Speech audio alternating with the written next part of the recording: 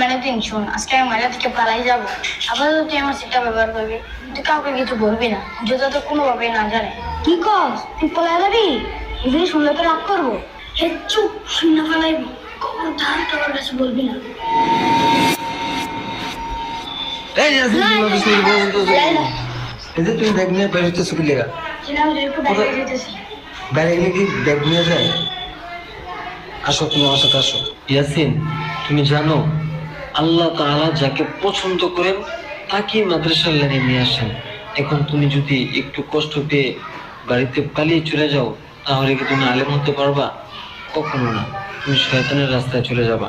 এই জন্য বড় আলেম হতে হলে প্রচুর পরিশ্রম করতে হুজুর, হবে। আমি আপনার সাথে ওয়াদা করলাম, আমি আর কখনো পালানোর চিন্তা ভাবনাও করবো না। এই তোর আমি এত করে বললাম, তুই তাও হুজুরকে বলে দিলি? হুজুরকে বলে তোমার অনেক বড় উপকার করেছি।